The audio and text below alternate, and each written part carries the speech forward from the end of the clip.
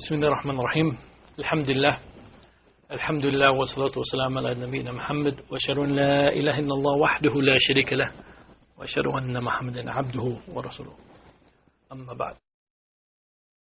Inshallah, so to continue about our discussion of Muslims with respect to others, let me speak a little bit about a Muslim vis-a-vis members of the opposite sex.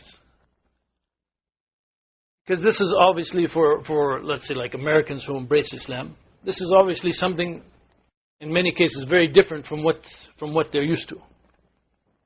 And in particular, many new converts to Islam, for a number of reasons, they sometimes have difficulty with this idea of there being some kind of separation between men and women.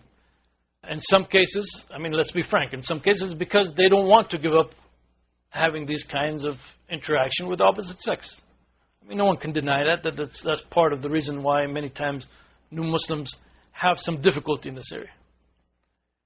And for other new Muslims also, they might be influenced by things that they've read or what people have told them, that really this separation of the sexes and so forth is not really part of Islam as such, but it is simply part of some cultures, and in fact some cultures maybe after the time of the Prophet ﷺ.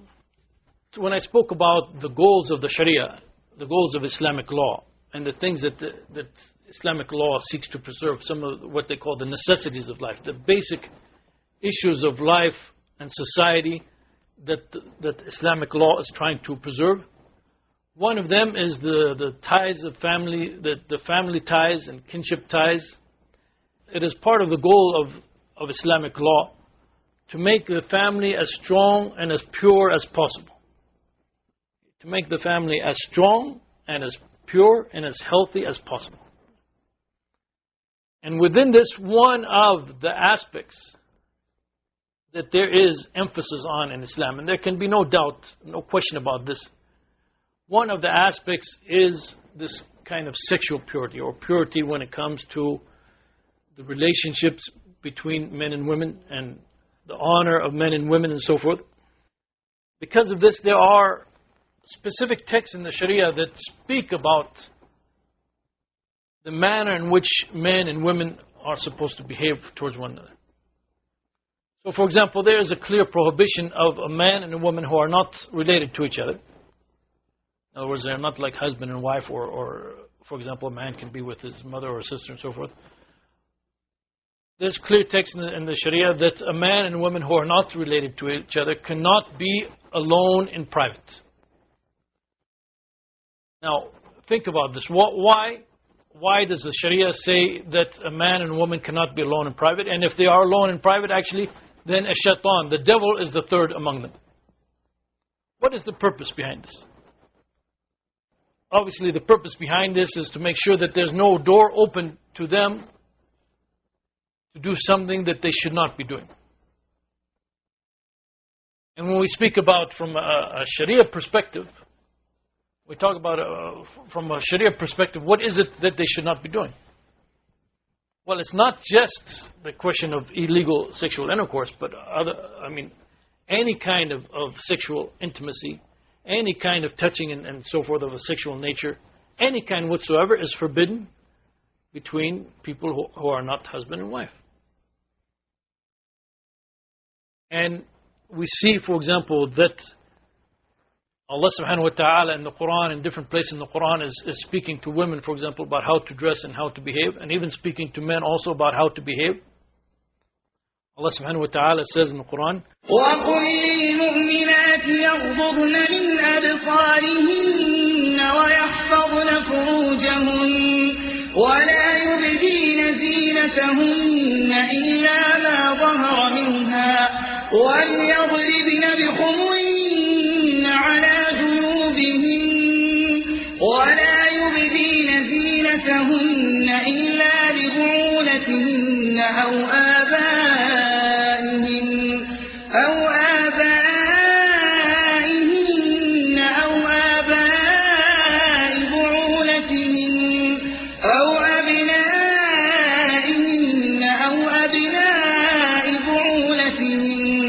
أو إخوانهن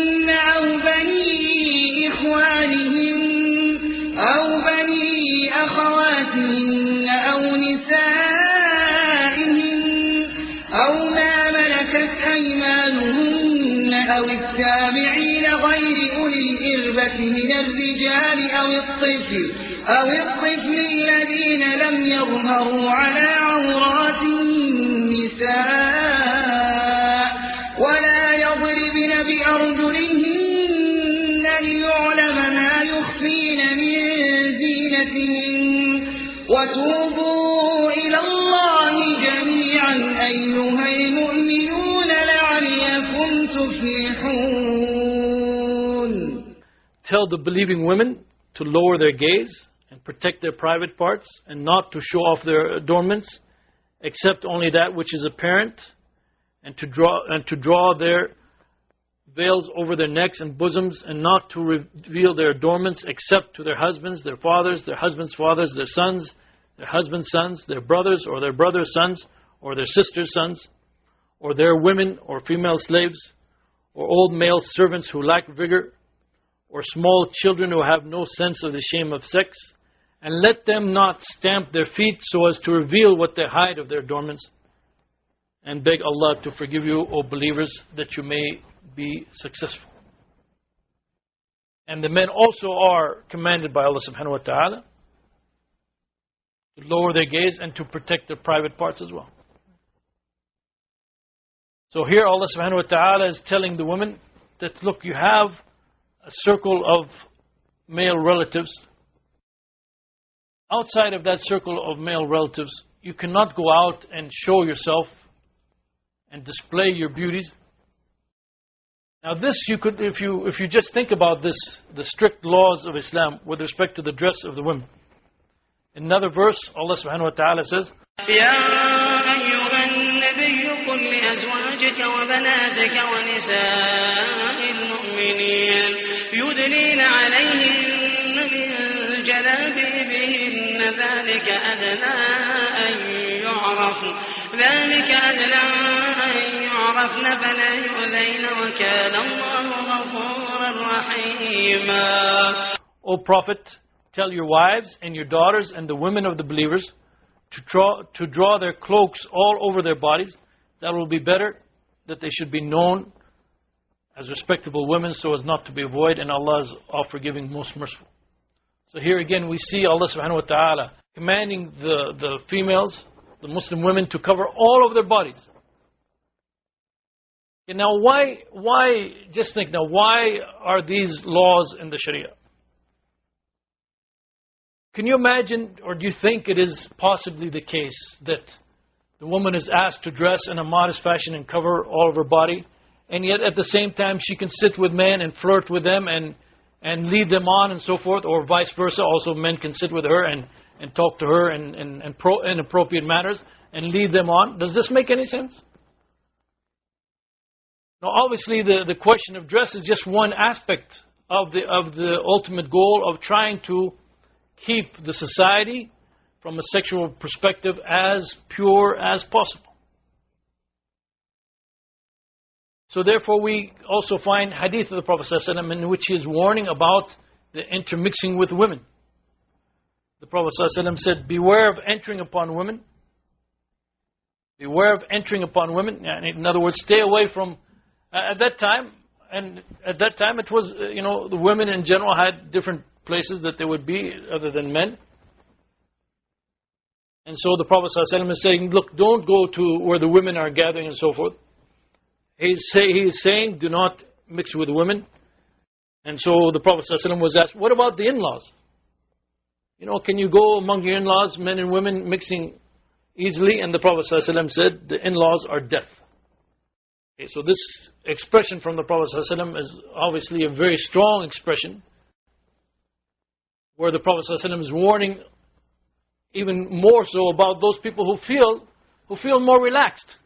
They feel like, oh, this is my brother's wife and so forth, and so they feel relaxed and they feel like they can interact with one another, and the Prophet ﷺ is actually giving even a stronger warning about them. The Prophet ﷺ has demonstrated to us that the opposite sex, and the attraction of the opposite sex, this is something very dangerous, especially for men. The Prophet ﷺ said that he has left behind for men no greater trial, no greater test than that of women. Because of all the different sins that a man might commit, one of the ones that he might be most easily induced to is committing those acts which are illegal with the opposite sex. And so the Prophet ﷺ said this is the greatest trial that he has left behind him for men. Now how could someone, for example, hear this from the Prophet ﷺ, that this is a great, what is known in Arabic as fitna. This is a great trial. This is something that could easily seduce you or get you into doing something wrong. You know, some people say, well, look, there's no hadith or there's no verse that says that what is known as ikhtilat, the mixing between men and women, that this is haram. Well, of course, there's no clear text because there's some circumstances where there might be has to be some mixing. When you buy and sell, there might be women buying and selling, or if you're teaching, you might have to teach women, obviously. In the court of law, there's going to be, and you know, if your neighbor is a female, sometimes you have to pass by them and so forth. There's obviously many circumstances in which you're going to have to come across a woman. If ikhtilat were forbidden in every possible way, this would be a great hardship in the Sharia. But at the same time, it does not take a genius in Islamic law to see all of these texts and what they're pointing to, and how these texts are pointing to the fact that in general men and women are not, from the Sharia's perspective, are not free to interact freely and flirt with one another and talk with another and become comfortable with one another and be associating with one another on a regular basis and so forth. You know, you cannot read these texts and come to that conclusion. And you also have to remember the fact that it is not simply the ultimate goal of illegal sexual intercourse that is forbidden. No, that's not the only thing that is forbidden, as the Prophet ﷺ has told us in the hadith that Allah has written for the son of Adam, for human beings, his share of adultery, which he inevitably commits. The adultery of the eye is the sight. To look at those things that are forbidden for you to look at. Entice a man, so looking at her and gazing at her with lust and so forth, obviously this is haram. And so the Prophet ﷺ said the adultery of the eyes is the sight, the adultery of the tongue is the talk. Flirting with her and speaking with her, or in the case of women also flirting with men and so forth and speaking with them in improper ways and leading them on and so forth. And the Prophet ﷺ said, continue, the adultery of the tongue is the talk, and another narration, the adultery of the hand is the touch. And the inner self wishes and desires. I mean, what in yourself, then you begin to get some desires and wants. And the private part either affirms it or denies it or rejects it. Either fulfills it or doesn't. In other words, even if someone doesn't reach that ultimate stage of doing the ultimate wrong with respect to a member of the opposite sex, still all of these steps up to it are a kind of zina or a kind of adultery the Prophet ﷺ was describing it. This is the words of the Prophet ﷺ. So all of these things are wrong. So why would a Muslim then, whether male or female, continually allow themselves to be in a situation where they're mixing with the opposite sex and so forth, and opening the door to all of these kinds of wrongs? And so that is why many of the scholars throughout the history, they have stressed the fact that in general the relationship between men and women have to be restricted. It is not just an open door. You treat them as a friend like you would treat a brother and so forth. And the interaction between them should be restricted to what is needed. Should not think of themselves as just, I'm going to be cozy friends with this man, and this man thinks I'm going to be a cozy friend with this sister. Now, this is not proper.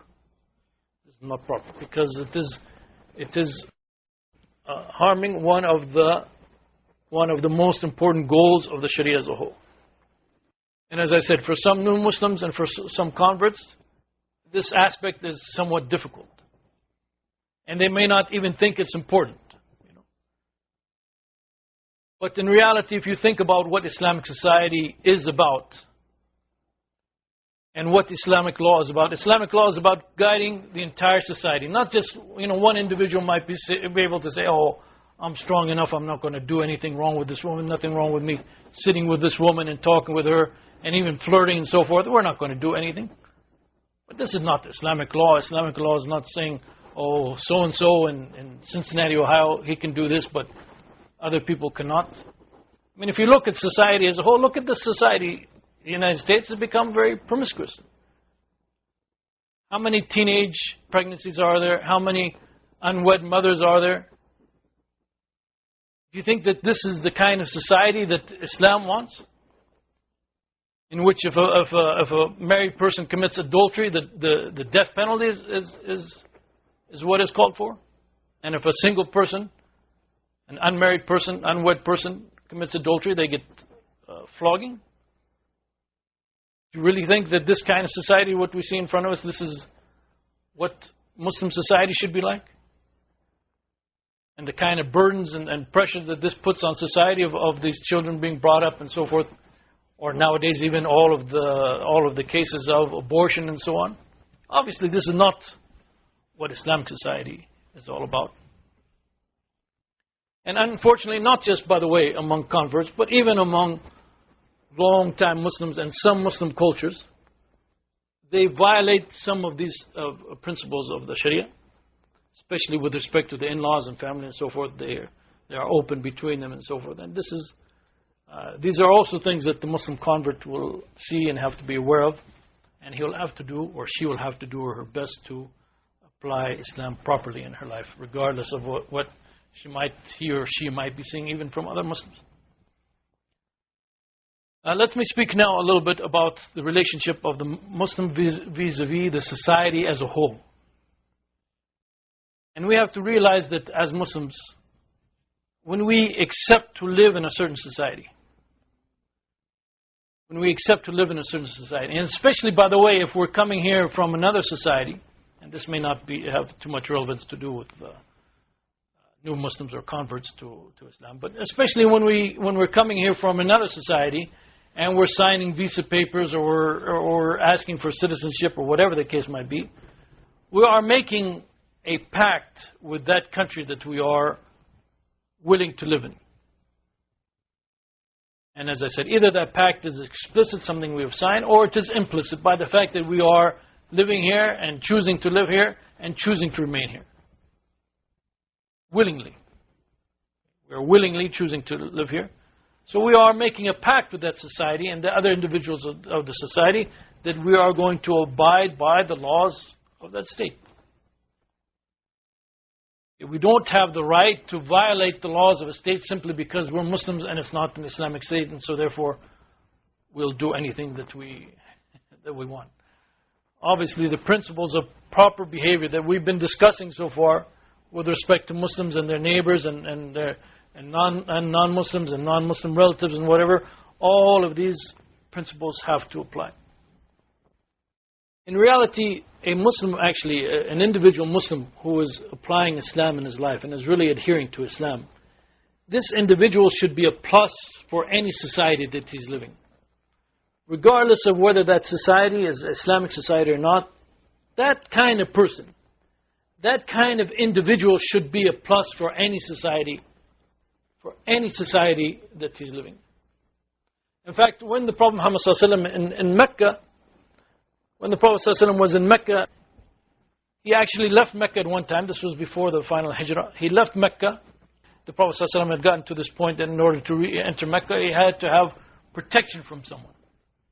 And so a non-Muslim, when he met the Prophet ﷺ and the Prophet ﷺ described the situation he was in, he said, no. He said, someone like you, talking about the Prophet Muhammad ﷺ. So he is a non-Muslim. He doesn't believe in the Prophet ﷺ. But he said, someone like you cannot be thrown out of a city. It is not proper that someone like you is asked to leave a society. Because you help the poor, you assist the people, you are truthful, you are honest and so forth. The man continued to describe the Prophet ﷺ, and he said, someone of this nature should not be thrown out of a society. And similarly, the Muslim who, when he behaves properly, he should be a plus to any society that he's living in. Whether that society is a Muslim society or non-Muslim society or whatever. Because as we said, for example, he's going to be a good neighbor. Right? He's going to treat the other people in his community, closest to him in his community, he's going to treat them well. They should be happy to have this Muslim as their neighbor. When the Muslim deals with other Muslims, when this Muslim deals with other members of society, regardless of whether they're Muslim or non-Muslim, he's going to be honest, he's going to be fair. When he works, for example, and he earns a living and he gets paid for the work that he's done, he's going to make sure that he does the work properly. As we talked about, actually a Muslim should try to achieve ihsan in everything that he does. He should try to do everything in an excellent manner. And that is the overall behavior of a Muslim. He will also avoid, no matter what society that you're speaking about nowadays, a Muslim by nature of following Islam, he's going to avoid those actions that those societies consider wrong and harmful. In fact, usually it is the opposite. Usually the case is that they're going to allow many things that the Muslim himself would never do. But those actions which they consider wrong, a Muslim is going to avoid. Right? A Muslim is not going to a Muslim is not going to murder someone. A Muslim is not going to rob someone. The Muslim is not going to bribe someone.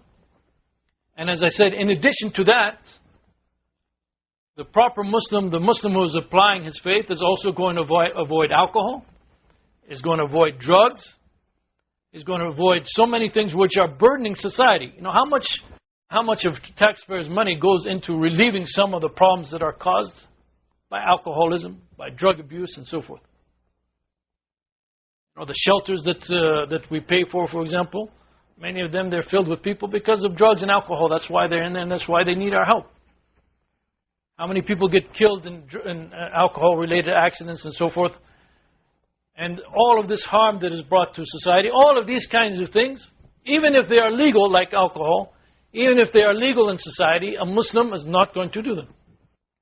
A Muslim in general is going to be someone positive and beneficial for virtually any society that he's living in. Unfortunately, though, a Muslim's view of what is the best society will be different from a non-Muslim view. Right? So he will not feel the same maybe with respect to many things that a non-Muslim will feel. So for example, things like pornography, which are legal, or alcohol, from a Muslim perspective, these things don't belong in a society. For many non-Muslims, they think, yes, this is what makes America great, right? That we have alcohol, we have pornography, all this kind of freedom. So that's why maybe their perspective of what society should be is different. They may not have the same feelings towards this society as someone who is engrossed in all of these things and sees these things as just beautiful and perfect. Obviously, this is natural. But the important point is that he is not, first of all, he's not going to bring about harm to society, and secondly, his behavior and his actions should actually benefit society. I want to just talk about one other topic before we have, inshallah, our final lecture next time. And that is a Muslim and his relationship to wealth and property. Okay, in Islam, wealth is not considered an evil. Some religions, they consider wealth a kind of evil. But in reality, wealth from an Islamic perspective, this is a bounty that Allah subhanahu wa ta'ala bestows upon individuals. It is definitely not evil. It can be used for evil purposes. And it can be a real trial for human beings. Wealth, as we spoke about before, wealth can be the ultimate goal of some human beings. So it can be truly a trial. But if it is in the hands of a righteous person, then it is something that can be used for the proper purposes and be something very beneficial. And by the way that the Muslim uses it, he may truly be earning the pleasure of Allah subhanahu wa ta'ala. And so Allah subhanahu wa ta'ala in the Quran actually describes wealth and children, both of these, as a kind of trial from Him. Allah subhanahu wa ta'ala says, إنما أموالكم وأولادكم فتنة. O you who believe, truly your wealth and children are but a trial for you. Because as I said, they could lead you actually both children and wealth sometimes, they could lead you to do something very wrong. Your great love for wealth may lead you to do things which are haram, forbidden in Islam. You're putting such an emphasis on wealth and making it virtually as your ultimate goal. This obviously could completely mislead you from the path of Allah subhanahu wa ta'ala. And so it is a great trial, it is a great responsibility. If Allah gives you wealth, it is a great responsibility. In fact, all of the bounties that we receive, we should be grateful to Allah subhanahu wa ta'ala that He has given us these bounties. And part of that gratefulness to Allah subhanahu wa ta'ala is that we use these bounties in ways which are pleasing to Allah subhanahu wa ta'ala. In ways which are acceptable according to the Sharia. And we should always remember that all of these bounties that we receive, in the end, ultimately, Allah subhanahu wa ta'ala is going to hold us responsible for what we did with respect to these bounties. The Prophet ﷺ said that the 2 feet of the human being, of the abd, on the day of judgment, will not move. His 2 feet will not move until he is asked about certain matters. He'll be asked about his life and how he used it. He'll be asked about his knowledge and what he did with it. He'll be asked about his wealth and how he acquired it and how he spent it. And he will be asked about his body and how he used it up. In this hadith, the Prophet ﷺ made it very clear that we're going to be asked about our wealth, both with respect to how we earned it.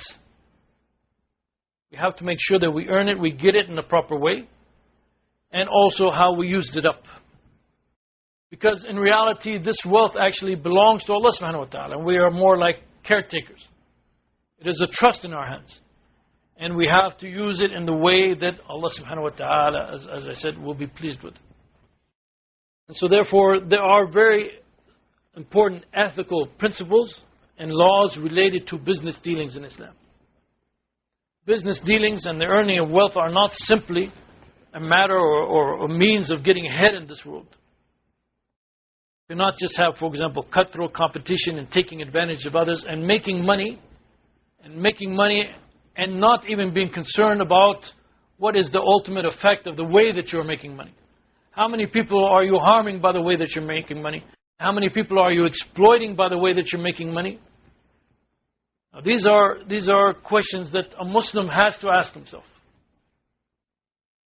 His business behavior, like his interaction with others, has to be based on the ethical principles of Islam. And so therefore, the Prophet ﷺ has given us lots of guidance with respect to business transactions and with respect to how we have to deal with one another with respect to money and wealth and so forth. Because the drive to earn more money, we see this obviously in society nowadays, and the kind of materialism that exists and how there's cutthroat competition and people will do practically anything to make money. This can really affect your relationship to others. And among those laws that we find in Islam, Allah has prohibited certain business kind of transactions that are going to produce enmity and hatred between the Muslims. In a hadith of the Prophet ﷺ, the Prophet ﷺ spoke about the relationship that Muslims should have towards one another. And in this hadith of the Prophet ﷺ, in which the Prophet ﷺ speaks about very important general principles, the Prophet ﷺ also gives us specific guidance, and that specific guidance is actually related to business dealings.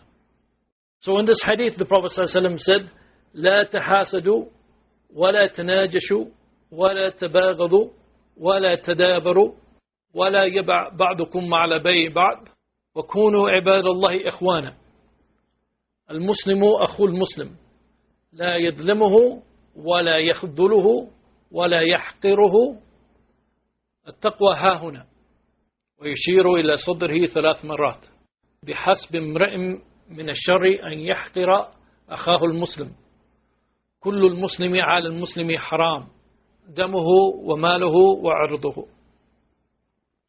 The Prophet ﷺ said, do not be envious of one another.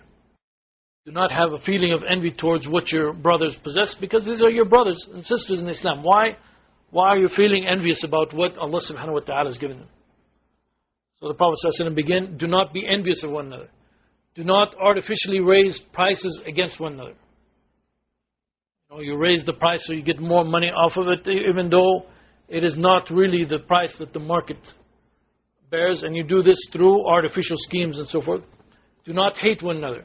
Do not turn one's back on one another. Do not undercut one another in business transactions. When a business deal is finished and made, you do not go in, for example, and interfere and say, well, I'll give you this cheaper, and so that the person cuts off his business dealing that he had just concluded. And be, O servants of Allah, brethren. A Muslim is the brother of a Muslim. He does not wrong him. He does not fail him when he needs him. He does not lie to him. And he does not show contempt for him. And then he said, piety is here, and he pointed to his chest, meaning piety is in the heart.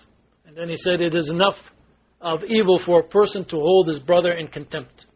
All of a Muslim is inviolable to another Muslim, his blood, his wealth, and his honor.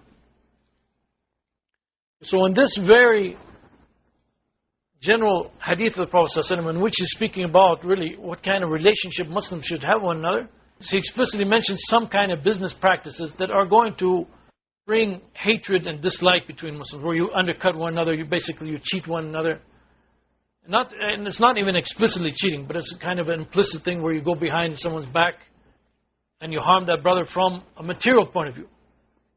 These kind of things should be avoided by a Muslim, because they are not only, ethically speaking, from a business perspective, not very good behavior, but actually they harm the relationship between the Muslims. And instead, the Prophet ﷺ has made dua for the one who is easygoing and generous while buying and while selling and while demanding his rights. Okay, the Prophet ﷺ made, as I said, made dua. He said, رحم الله رجلا سمحا إذا باع وإذا اشترى وإذا اقتضى. The Prophet ﷺ made dua, may Allah have mercy upon this individual when he is forgiving and he is easygoing and he's generous, when he's buying and when he's selling and when he's demanding his rights. And one of the keys to a business transaction, because remember now, we as Muslims, we do not believe that everything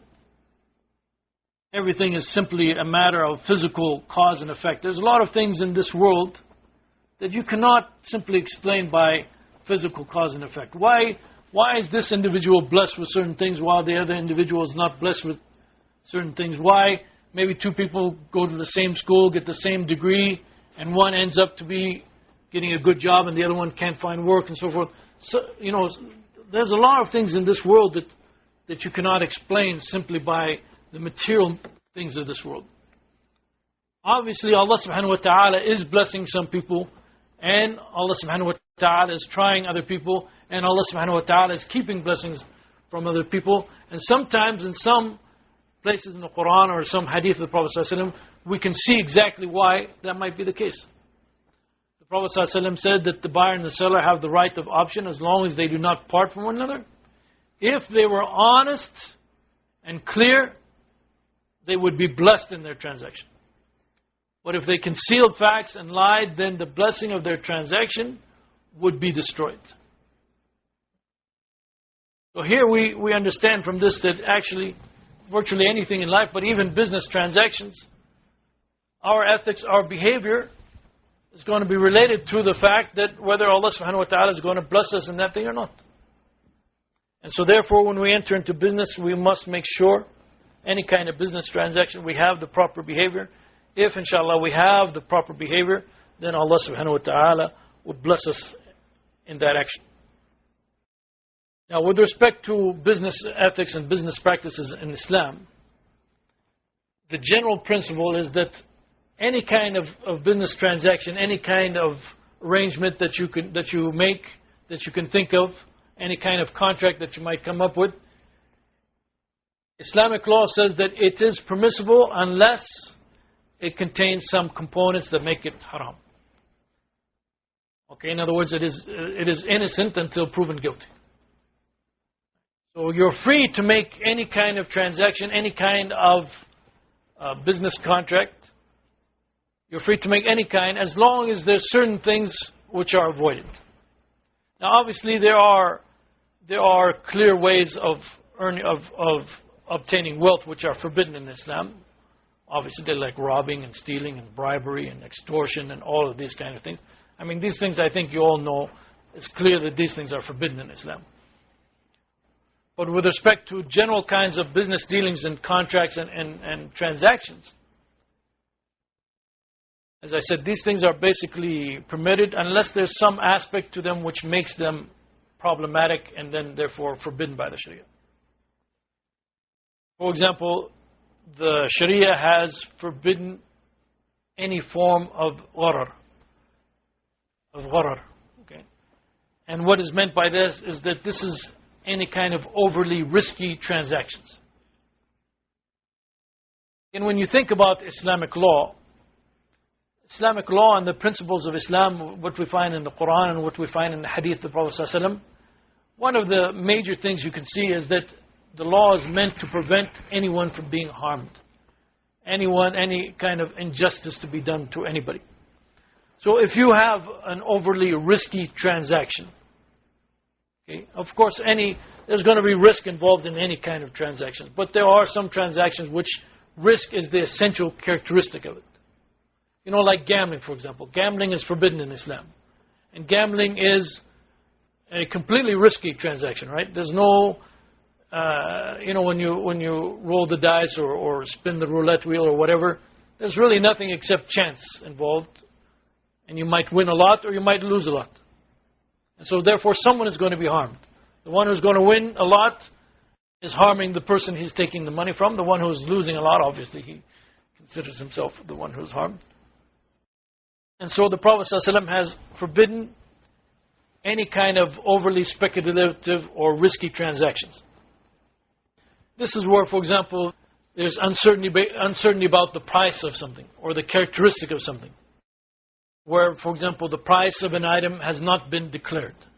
Like, for example, let's take an example of some things that happens during auctions. And unfortunately, I've even seen this during auctions in which people are trying to raise money for Islamic causes. You have a box, and the box is sealed, and the box is wrapped, and you actually have no clue whatsoever what is in that box. And then they start auctioning it off. Okay, this is an overly risky transaction. This is gharar. Okay. Because you have no clue what is in that box. You don't know what you're buying at all. You have no clue whatsoever. And so therefore you are just taking a chance. You are taking a chance that it's going to be something good, and it is going to be worth something close to what you're paying for it. So this kind of just chance and risk and so forth, this is prohibited by the Sharia. And obviously the details of it we can't get into that now. It might be something that you may wish to study further. But again, the idea is to make everything clear and to reduce the possibility of harm to any of the parties involved. Another very important aspect that one has to avoid with respect to his financial dealings is the issue of interest or riba. Interest is absolutely forbidden in Islam. Some of the strongest passages in the Quran have been reserved for this issue of interest. For example, in Surah Al-Baqarah, verses 275 to 279, Allah subhanahu wa ta'ala says, الذين يأكلون الربا لا يقومون إلا كما يقوم الذي يتخبطه الشيطان من المس ذلك بأنهم قالوا إنما البيع مثل الربا وأحل الله البيع وحرم الربا فمن جاءه موعظة من ربه فانتهى فله ما سلف وأمره إلى الله ومن عاد فأولئك أصحاب النار هم فيها خالدون. يمحق الله الربا ويربي الصدقات والله لا يحب كل كفار أثيم إن الذين آمنوا وعملوا الصالحات وأقاموا الصلاة وآتوا الزكاة لهم أجرهم عند ربهم ولا خوف عليهم ولا هم يحزنون. Those who devour interest will not stand, meaning on the Day of Judgment, except as he who arises whom the devil has deranged by his touch. This is because they say trade is just like interest, while Allah has permitted trading and has forbidden interest. He unto whom an admonition from his Lord has come, and he refrains, shall keep the money of that which is past, and his affair henceforth will be with Allah. As for him who returns to interest, such are rightful owners of the fire. They will abide therein forever. Allah destroys interests and gives an increase for charity. Allah loves not every disbelieving sinner. Truly, as for those who believe, perform good deeds, establish the prayer, and pay the zakat, their reward is with their Lord. No fear shall come upon them, neither shall they grieve. يا أيها الذين آمنوا اتقوا الله وذروا ما بقي من الربا إن كنتم مؤمنين فإن لم تفعلوا فأذنوا بحرب من الله ورسوله وإن تبتم فلكم رؤوس أموالكم لا تظلمون ولا تظلمون. O you who believe, obey your duty to Allah and give up what remains due to your interest if you are in truth believers. If you do not do so, then be informed of a war from Allah and His Messenger. But if you repent, then you have your principal without interest, and do not wrong others, and you shall not be wronged. By the way, unfortunately, some of the translations of the Quran, they translate this term riba and they translate this passage, instead of saying interest, they say usury. And usury, in reality, what usury is an exorbitant amount of interest. An exorbitant amount of interest. This is not a good translation for riba, because riba is any amount above the principal, any amount. So from an Islamic point of view, anything above zero, any rate of interest above zero is exorbitant. So every interest is riba, and so every interest is usury, and every usury is interest. So again, you might see that in some of the translations of the Quran, but in reality, it is not usury in the sense of an exorbitant amount of interest, but it is interest, meaning any kind of amount.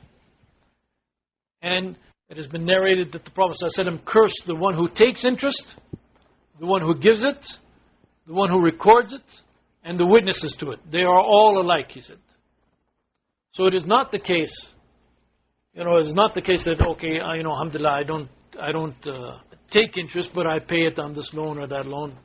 No, this is not the case. This is not allowable.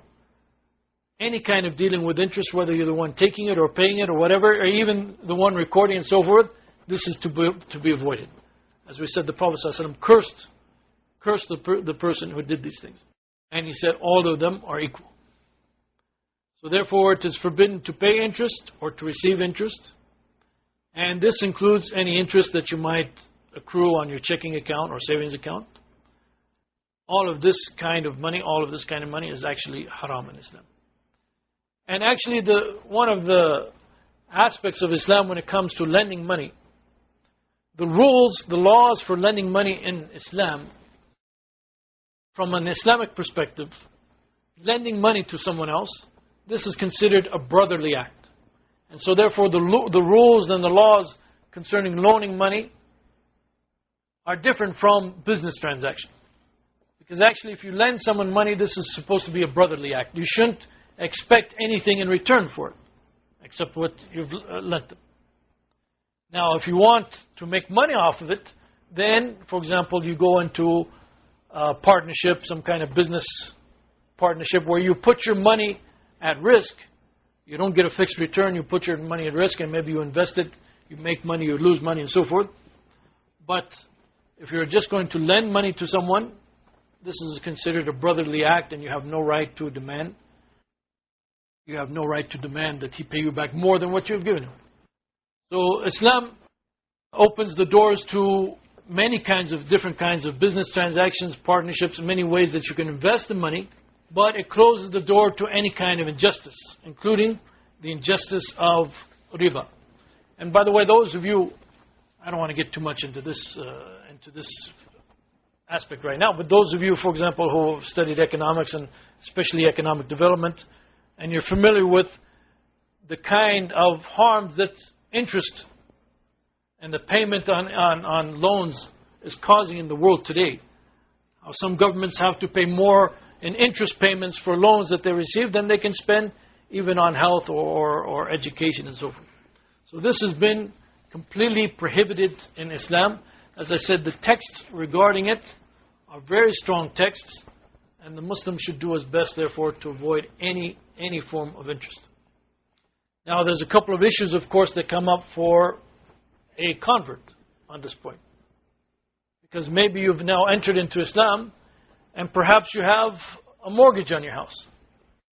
Now, let me just say right now that you might hear some people saying that, okay, mortgage is not interest, or it's allowed under Islam for people living here, or something of this nature. If you ask me, none of those arguments are acceptable whatsoever. Buying a house on mortgage, this is interest, and this is haram like any other interest transaction. So a problem arises where now a person becomes Muslim and he has this contract. He signed this contract to pay. Maybe he signed it 20 years before he is Muslim, and now he is paying interest, and he has this interest-related contract. And what should he do?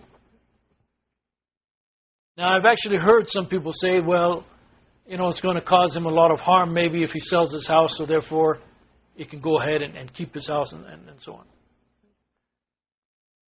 I don't think this is the proper advice. I don't think this is the proper ruling in the first place, but I don't think this is the proper advice to give to a Muslim. It could be the case, obviously, that a new convert to Islam, a new Muslim maybe is not at the level of faith, the strength of faith that he needs to be, where he can, for example, give up his house because of his new religion. And we should understand that. We should show some sympathy to them, that we understand that right now you're not at that point where you're strong enough. For example, just because you're dealing in interest, you may not even think, coming from an American background, you may not think interest is such a big deal anyway. Even though the verse in the Quran are so strong about it, you think it's not that big of a deal. It's interest. You're not killing anyone, right? You're not committing illegal sexual intercourse. It's just interest. So your level of faith, your attachment to Islam may not be strong enough right now.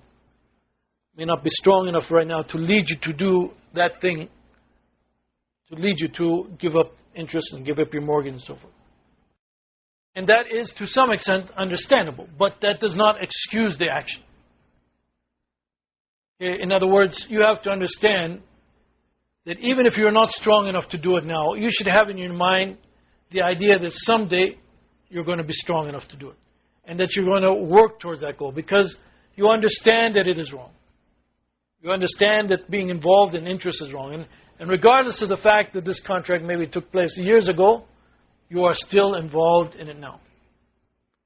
If you had illicit relations with a woman before Islam, you're not going to continue them after Islam and just say, well, we've been living together for 5 years now, and we've been hitched up for this time. Well, I'll just continue.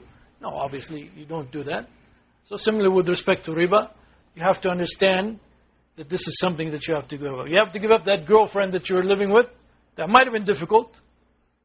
Maybe you didn't lose money, although you might have, but maybe you didn't lose money giving up that girlfriend, but you realize that you had to do it.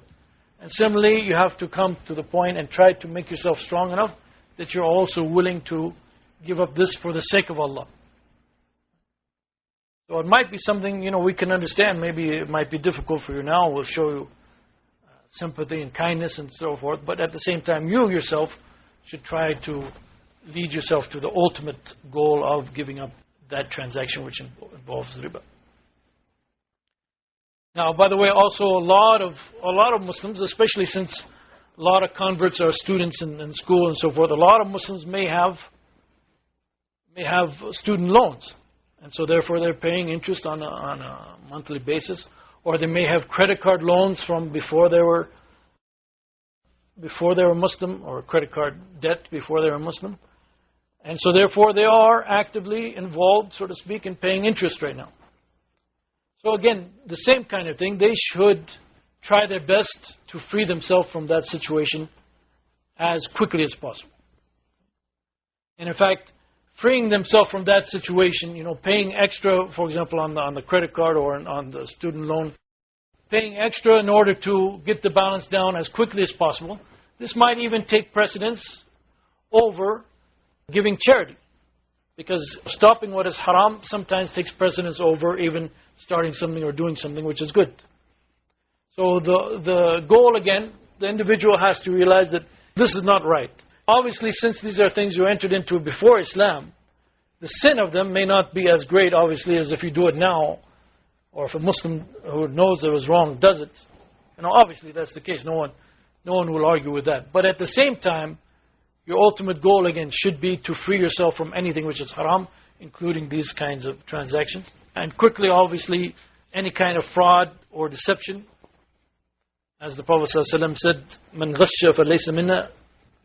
Whoever commits deception, whoever frauds the people is not one of us. Any kind of fraud or deception has to be avoided by a Muslim in all of his transactions. Now, any kind of cheating, any kind of deception, whether it's done towards a Muslim or non-Muslim, obviously it is haram in Islam. So a Muslim should have the best of business ethics. But we see from these last few lectures that basically all of your interactions with anyone that you meet, even with animals and the environment and wealth and property, whatever, you have to do your best to make sure that all of your interactions are based on and under the guidance of Islam. You behave properly in all of these different interactions, and in so doing, inshallah, you will be pleasing Allah subhanahu wa ta'ala.